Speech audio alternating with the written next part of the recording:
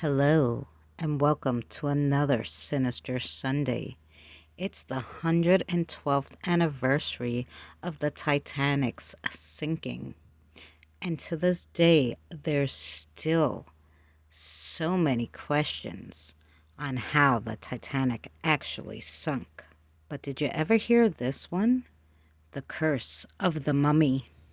1 month after the Titanic sank, the Washington Post suggested a mummy's curse was to blame. The May 12, 1912 headline read, "Ghost of the Titanic, Vengeance of the Hoodoo Mummy," followed man who wrote its history. Was the avenging spirit of an Egyptian priestess who died in the holy city of Thebes 1,600 years before the birth of Christ present upon the Titanic, pursuing with immortal malevolence those who had desecrated her tomb and her memory? Did the curse pronounced 35,000 years ago by the storied Nile upon all those who insulted her bones have power to rush down the centuries into the ages of wireless telegraphs and the waters of the New World? The mummy case of a priestess from the College of Amun-Ra, which now stands in the first Egyptian room of the British Museum, is said to be blamed for the Titanic's demise. Why, you ask? It is said that anyone who spoke of her, the history of her, told her story or desecrated her bones, found death shortly after. The famous English author William T. Stead, who perished when the Titanic floundered, and who would, in all probability, consider himself amongst one of the long line of victims of the priestess's ancient malice. Although trained in modern rationalistic thought, Stead had a strong bias towards the supernatural, as was shown in his well-known interest in the occult and spiritualism. At the saloon table of the Titanic, he related to a fellow passenger, Frederick K. Stewart, an uncanny tale of the adventures of the mummy in the British Museum, which had punished, he said, with great calamities, all who had written the priestess's story. He told of one person after another who had come to disaster after writing its sinister history.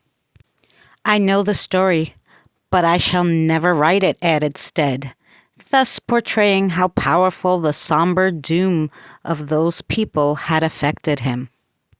Stead did not say whether ill luck would attend the mere telling of the story, but it is difficult to see what distinction the priestess would make between the written and spoken word.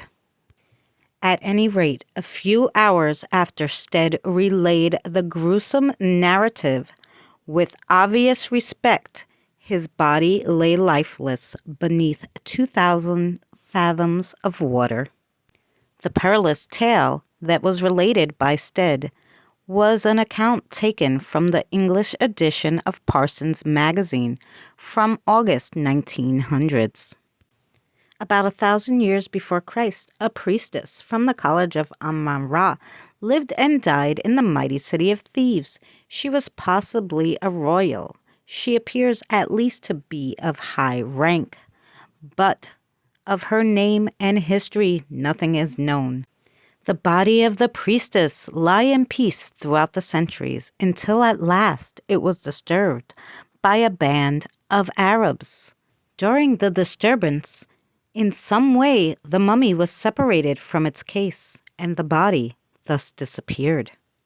The case itself made its rounds, and many deaths followed it. One of the last owners of the case sent it to a well-known photographer.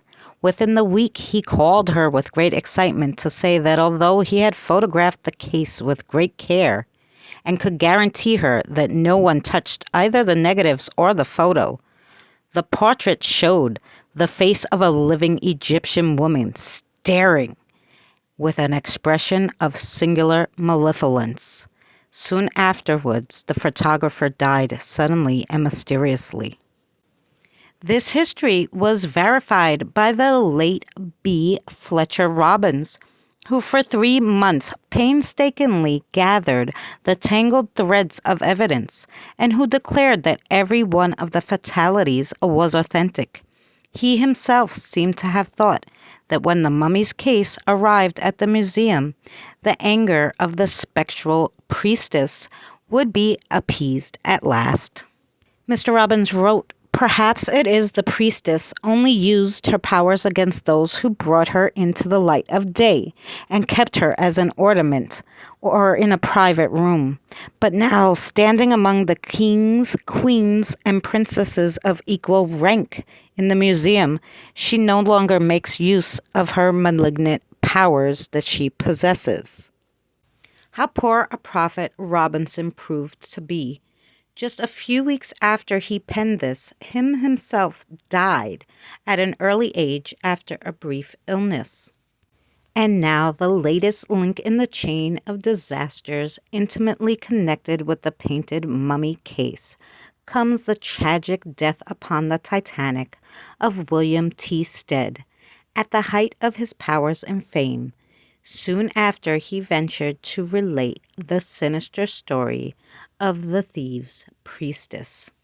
So did a mummy's curse kill almost everyone on the Titanic because William told the priestess's story at the saloon table? You let me know down in the comments below. Thank you so much for joining us on another Sinister Sunday, and we'll see you on the next one.